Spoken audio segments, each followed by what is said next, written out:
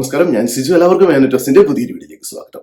യുകെയിലെ parliament election ഇന്നലെ കഴിഞ്ഞിരുന്നു. അതിന്റെ റിസൾട്ട്സ് എല്ലാം വന്നു തുടങ്ങിയിട്ടുണ്ട്. അപ്പോൾ അതുമായിട്ട് ബന്ധപ്പെട്ട് നമ്മൾ മലയാളികൾ അറിഞ്ഞിരിക്കേണ്ട ഏറ്റവും പുതിയ ചില കാര്യങ്ങളാണ് ഇന്നത്തെ വീഡിയോയിലൂടെയും പങ്കുവെക്കാൻ ആഗ്രഹിക്കുന്നത്. അപ്പോൾ അതിൽ ഏറ്റവും ആദ്യത്തെ കാര്യം എന്ന് പറഞ്ഞു കഴിഞ്ഞാൽ നമ്മൾ മലയാളികൾക്ക് എല്ലാം സന്തോഷിക്കാവുന്ന ഒരു കാര്യമാണ്.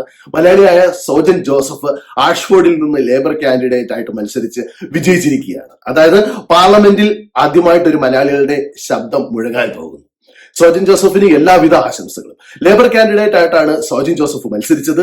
സോജൻ ജോസഫ് കൺസർവേറ്റീവിന്റെ പരമ്പരാഗത സീറ്റിൽ നിന്ന് മത്സരിച്ചാണ് അവിടെ അട്ടിമറി ജയം നേടിയിരിക്കുന്നത്. ഇത് മറ്റെല്ലാ മലയാളികൾക്കും ഒരു പ്രചോദനം തന്നെയാണ്. അന്നേരം സോജൻ ജോസഫിന് എല്ലാവിധ ആശംസകളും നേടി. അപ്പോൾ ഋഷി സുനക്കിന്റെ നേതൃത്വത്തിലുള്ള മന്ത്രിസഭ അപ്രതീക്ഷിതമായിട്ടായിരുന്നു ഇലക്ഷൻ പ്രഖ്യാപിച്ചത്. അവർക്ക് ഇനിയും 6 മാസ കാലാവധി ഉണ്ടായിരുന്നു. പക്ഷേ ഋഷി സുനക്ക് അപ്രതീക്ഷിതമായിട്ട് ഇലക്ഷൻ പ്രഖ്യാപിക്കുകയും ഇലക്ഷൻ നേരിടാൻ വേണ്ടി തയ്യാറാകുകയും ചെയ്യുകയായിരുന്നു.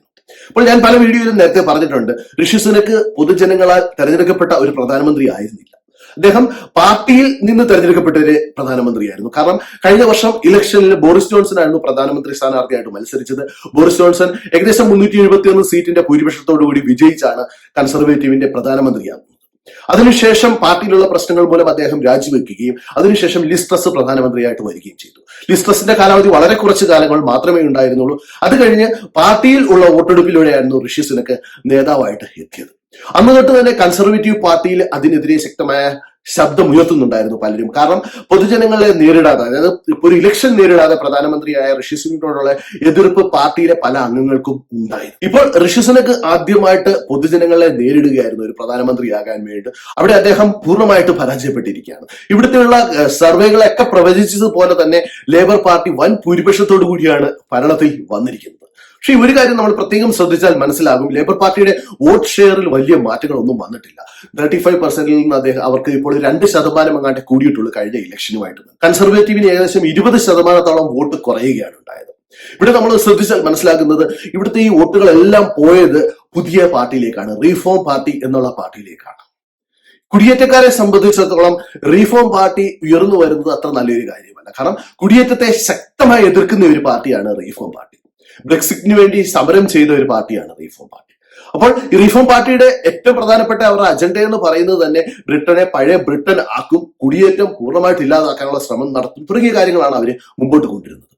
അപ്പോൾ ആ റീഫോം പാർട്ടിയുടെ മുന്നേറ്റത്തിലൂടെ നമുക്ക് മനസ്സിലാക്കാൻ സാധിക്കുന്നത് യുകെയിലെ ജനത എത്രമാത്രം എതിർപ്പിലാണ് ഈ കുടിയേറ്റത്തിനെതിരെ എന്നുള്ളതാണ്. നോർമലായിട്ടുള്ള കുടിയേറ്റത്തെ അല്ല അവർ എതിർക്കുന്നത്, അനധികൃത കുടിയേറ്റത്തെ എതിർക്കുകയാണ് യുകെയിലെ ജനങ്ങൾ. കാരണം ഇവിടെയുള്ള സാധാരണക്കാരുടെ ജീവനും സ്വത്തിനും വരെ ബുദ്ധിമുട്ടിച്ചുകൊണ്ടാണ് പല കുടിയേറ്റക്കാരും ഇപ്പോൾ ഇവിടെ പ്രവർത്തിച്ചു കൊണ്ടിരിക്കുന്നത്. അനധികൃതമായി ഇവിടേക്ക് കുടിയേറിയവർക്ക് വേണ്ടി കോടിക്കണക്കിന് രൂപയാണ് ഓരോ ദിവസവും ഇവിടേക്ക് പാർട്ടി ചെലവഴിച്ചുകൊണ്ടിരിക്കുന്നത്. അതെല്ലാം ജനങ്ങളുടെ ടാക്സിൽ നിന്ന് കിട്ടുന്ന പൈസ കൊണ്ടാണ് ചെലവാക്കുന്നത്. അതിനെതിരെ ഇവിടെയുള്ള ജനങ്ങൾക്ക് ഒരുപാട് പ്രതിഷേധങ്ങളുണ്ട്. അതുപോലെ തന്നെ പല സ്ഥലങ്ങളിലും ഇപ്പോൾ അക്കോമഡേഷൻ കിട്ടാനില്ല. ഇങ്ങനെ അക്കോമഡേഷൻ പ്രശ്നങ്ങളും ഈ NHSലെ പ്രശ്നങ്ങളും ഇതെല്ലാം ഇവിടുത്തെ സാധാരണക്കാരായ ജനങ്ങളെ കൺസർവേറ്റീവിൽ നിന്ന് അകറ്റിയിരുന്നു. പൊതുവെ പറയാമെങ്കിൽ ലേബർ പാർട്ടിയോട് ജനങ്ങൾക്ക് വലിയ താല്പര്യമൊന്നുമില്ല. അതിന് പ്രത്യേകിച്ച് വലിയ ഇത്രയും കൺസർവേറ്റീവിനോട്ട് എതിരുണ്ടായിട്ട് പോലും അവരുടെ വോട്ട് ഷെയറിൽ വലിയ വ്യത്യാസമൊന്നും വന്നില്ല. പക്ഷെ അവർക്ക് സീറ്റുകളുടെ എണ്ണം ക്രമാതീതമായിട്ട് കൂടി 410 സീറ്റ് കിട്ടിയിട്ടുണ്ട്, 410ന് മുകളിൽ സീറ്റ് കിട്ടിയിട്ടുണ്ട്. പക്ഷേ അവരുടെ വോട്ട് ഷെയർ കൂടിയിട്ടില്ല. അവിടെ നമ്മൾ ചെക്ക് ചെയ്താൽ മനസ്സിലാകാൻ സാധിക്കുന്നത് കൺസർവേറ്റീവിന്റെ വോട്ടുകൾ പലയിടത്തും സ്പ്ലിറ്റായി പോയിട്ടുണ്ട്. ആ സ്പ്ലിറ്റായി പോയത് മൊത്തം റീഫോം യുകെയിലേക്കാണ്. അതായത് യുകെയിലെ ജനങ്ങൾ ഒരു മാറ്റം ആഗ്രഹിക്കുന്നുണ്ട്. യുകെയിലെ സാധാരണക്കാരായ ജനങ്ങൾ അവര് യുകെയെ പഴയ യുകെയിലേക്ക് തിരിച്ചെത്തിക്കാൻ ആഗ്രഹിക്കുന്നുണ്ട്. അതുകൊണ്ട് തന്നെ അവര് കൺസർവേറ്റീവിലെ പ്രതീക്ഷ നഷ്ടപ്പെട്ടുകൊണ്ടാണ് അവര് റീഫോമിലേക്ക് മാറിക്കൊണ്ടിരിക്കുന്നത്. വെറും 4 വർഷം കൊണ്ടാണ് റീഫോം പാർട്ടി ഏകദേശം 15% വോട്ടുകൾ പിടിച്ചിരിക്കുന്നത്. ഇതിപ്പോൾ അവര് ശക്തമായിട്ട് മുന്നോട്ട് വരുമെന്നുള്ള കാര്യത്തിൽ ഒരു സംശയവുമില്ല. കാരണം ലേബറിന് സീറ്റുകളുടെ കാര്യത്തിൽ മുന്നോട്ട് വരാൻ സാധിച്ചിട്ടുണ്ടെങ്കിലും അവർക്ക് വോട്ട് ഷെയറിന്റെ കാര്യത്തിൽ മുമ്പോട്ട് വരാൻ സാധിച്ചിട്ടില്ല. കൺസർവേറ്റീവിന് ഏകദേശം 21% വോട്ടുകളാണ് കഴിഞ്ഞ വർഷത്തിൽ നിന്ന് കുറഞ്ഞത്. ലിബറൽ ഡെമോക്രാറ്റ് ആയാലും മറ്റു പാർട്ടികൾക്കൊന്നും വോട്ട് ഷെയറിൽ വലിയ വ്യത്യാസങ്ങളൊന്നും വന്നിട്ടില്ല. ഇപ്പോൾ സ്റ്റാർമറിന്റെ നേതൃത്വത്തിലുള്ള മന്ത്രിസഭ അധികാരമേൽക്കും.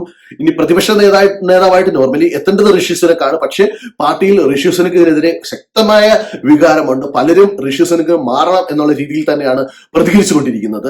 ടീം എല്ലാം ഒന്നിച്ചിട്ടുണ്ട്. അവര് ഋഷി സുനക്ക് മാറണം എന്നുള്ള രീതിയിൽ തന്നെയാണ് പറഞ്ഞിരിക്കുന്നത്. ഋഷി സുനക്കിന് UK വേണ്ട രീതിയിൽ മുന്നോട്ട് നയിക്കാൻ സാധിച്ചില്ല.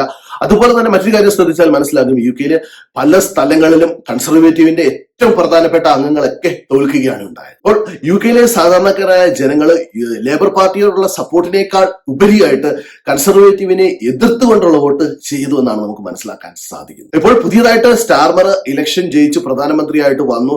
അദ്ദേഹത്തിന് അത്ര ഈസി ആയിട്ട് ഭരിക്കാവുന്ന ഒരു അവസ്ഥയല്ല യു കെയുടെ. കാരണം യു കെ ഇപ്പോൾ നേരിടുന്ന പ്രശ്നങ്ങൾ ക്രമാതീതമായിട്ടുള്ള പ്രശ്നങ്ങളാണ്. അതിൽ ഏറ്റവും അദ്ദേഹത്തെ ബുദ്ധിമുട്ടിക്കാൻ പോകുന്നത് NHS തന്നെയാണ്. NHSലെ ബാക്ക്ലോഗ് ക്രമാതീതമായിട്ട് കൂടിയിരിക്കുകയാണ്. NHSലെ ഒരു ചികിത്സയ്ക്ക് വേണ്ടി 1 മാസവും 2 മാസവും 3 മാസവും ഒക്കെയാണ് ഇപ്പോൾ ആൾക്കാർ കാത്തിരിക്കേണ്ടി വരുന്നത്. പല ഓപ്പറേഷനുകളും മാറ്റിവെക്കുന്നു. NHSലെ സ്റ്റാഫുകൾ സന്തോഷത്തിലാണ്. കാരണം അവർക്ക് കിട്ടുന്ന സാലറി ഒന്നിനും തികയുന്നില്ല. അതുകൊണ്ട് തന്നെ പല സ്റ്റാഫുകളും സമരത്തിന് ഇറങ്ങിക്കൊണ്ടിരിക്കുകയാണ്. അന്നേരം ഈ സ്റ്റാർമർ നേരിടുന്ന ഏറ്റവും വലിയ വെല്ലുവിളി NHSനെ പഴയ രീതിയിലേക്ക് തിരിച്ചു കൊണ്ടുവരിക എന്നുള്ളതാണ്. അത് എത്രമാത്രം സ്റ്റാർമറിനെ കൊണ്ട് സാധിക്കും എന്ന് നമുക്ക് വരുമ്പോൾ ഇനി നമുക്ക് ഫ്യൂച്ചറിൽ അറിയാൻ സാധിക്കുന്നതാണ്. അദ്ദേഹത്തിന് അതിൽ വിജയിക്കാൻ സാധിച്ചാൽ അത് യു കെയെ സംബന്ധിച്ചിടത്തോളം വളരെ നല്ലൊരു കാര്യം തന്നെയാണ്. രണ്ടാമത്തെ ഒരു കാര്യം അദ്ദേഹം നേരിടാൻ പോകുന്നതെന്ന് പറഞ്ഞാൽ കുടിയേറ്റം തന്നെയാണ്. അതിൽ അനധികൃത കുടിയേറ്റത്തെ എങ്ങനെ തടയും എന്നുള്ളത് ഒരു പ്രധാനപ്പെട്ട ക്വസ്റ്റ്യൻ ആയിട്ട് മാറിക്കൊണ്ടിരിക്കുകയാണ്. കാരണം യു കെ ഓരോ ദിവസവും ഈ അനധികൃത കുടിയേറ്റം, അതായത് ബോട്ടുകളിലൂടെ വരുന്നവർക്ക് വേണ്ടി ചെലവാക്കുന്ന തുക കോടിക്കണക്കിന് രൂപയാണ്. അവരെ തടയാൻ സാധിക്കുന്നതേയില്ല.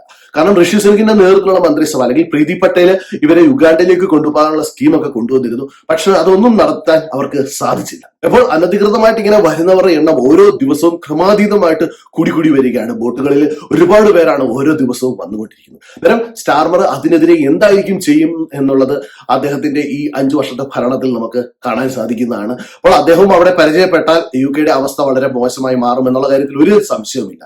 പിന്നെ നേരിടുന്ന മറ്റൊരു വെല്ലുവിളി എന്ന് പറഞ്ഞു കഴിഞ്ഞാൽ യു കെയിൽ അക്കോമഡേഷന്റെ കാര്യമാണ്. യു കെയിൽ പലർക്കും വീട് കിട്ടാനില്ല. വീടുകളുടെ ശക്തമായ ദൗർലഭ്യം യു കെയിൽ അനുഭവപ്പെടുന്നുണ്ട്.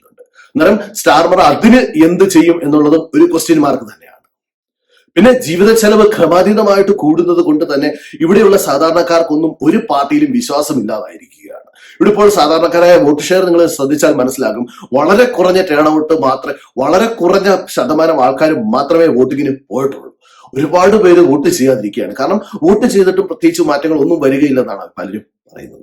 പിന്നെ മറ്റൊരു കാര്യം നമ്മൾ ഏറ്റവും കൂടുതൽ ശ്രദ്ധിച്ചാൽ മനസ്സിലാകും, നമ്മുടെ നാട്ടിലെ പോലെ ഇലക്ഷനോടൊന്നും ഇംഗ്ലീഷുകാർക്ക് വലിയ താല്പര്യമൊന്നുമില്ല. അവർക്ക് ഇവിടെ ഇപ്പൊ ആര് പ്രധാനമന്ത്രി ആയാലും ആര് പ്രസിഡന്റ് ആയാലും അവർക്കത് പ്രശ്നമേ അല്ല. ആ രീതിയിലാണ് പകുതിയോളം ഇംഗ്ലീഷുകാർ ജീവിക്കുന്നത്. കാരണം അവർക്ക് ഇവിടുത്തെ ബെനിഫിറ്റ്സ് കിട്ടണം, അവർക്ക് അടിച്ചുപൊളിച്ച് ജീവിക്കണം. ഈ ഒരു ചിന്ത മാത്രമുള്ള ഒരു വലിയ കൂട്ടം തന്നെ യു കെയിൽ ഉണ്ട്. അതായത് ജോലി ഒന്നും ചെയ്യാതെ ഗവൺമെന്റ് ബെനിഫിറ്റ് മേടിച്ച് സുഖജീവിതം നയിക്കുന്നു. അപ്പോൾ യു കെ നേരിടുന്ന ഏറ്റവും വലിയ വെല്ലുവിളികളിൽ ഒന്ന് അത് തന്നെയാണ്. കാരണം ഇൻആക്റ്റീവായ യൂത്ത്, ജോലി ചെയ്യാൻ സാധിക്കുന്ന പ്രായത്തിലുള്ളവർ ജോലി ചെയ്യാതിരിക്കുക, അതുമൂലം യു കെ ഗവൺമെന്റിന് ഉണ്ടാകുന്ന നഷ്ടം, വരുമാന നഷ്ടം. കാരണം അവർ അധ്വാനിച്ചാൽ യു കെ ഗവൺമെന്റ് പൈസ സ്വാഭാവികമായിട്ട് വരും. പക്ഷെ അവർ അധ്വാനിക്കാത്തതുകൊണ്ട് തന്നെ യു കെ ഗവൺമെന്റ് അവർക്ക് ചെലവിന് കൊടുത്തുകൊണ്ടിരിക്കുന്ന ഒരു അവസ്ഥയാണ്. അന്നേരം ഇതിങ്ങനെ കൂടി വരികയാണെങ്കിൽ യു കെ പോലെ രാജ്യത്തിന് അത് ഫ്യൂച്ചറിൽ താങ്ങാനൊക്കാത്ത ഒരു അവസ്ഥയായിട്ട് മാറും. അന്നേരം അതിലേക്ക് എന്തൊക്കെ മാറ്റങ്ങളാണ് ഈ സ്റ്റാർമർ കൊണ്ടുവരാൻ പോകുന്നത് എന്നനുസരിച്ചിരിക്കും യു കെയുടെ ഭാവി കാര്യങ്ങൾ. അന്നേരം കുടിയേറ്റത്തെ അദ്ദേഹത്തിന് തടയാൻ സാധിക്കുമായിരിക്കും. പക്ഷെ NHS പോലുള്ള സ്ഥാപനങ്ങളിലേക്ക് വിദേശ രാജ്യങ്ങളിൽ നിന്ന് റിക്രൂട്ട്മെന്റ് നടത്താതെ പിടിച്ചു നിൽക്കാൻ പറ്റില്ല എന്നുള്ള കാര്യത്തിൽ ഒരു സംശയവുമില്ല. അതുകൊണ്ട് തന്നെ NHSലേക്കുള്ള റിക്രൂട്ട്മെന്റുകൾ ഇനിയും ഉണ്ടാകും എന്ന് തന്നെയാണ് നമ്മൾ പ്രതീക്ഷിക്കുന്നത്.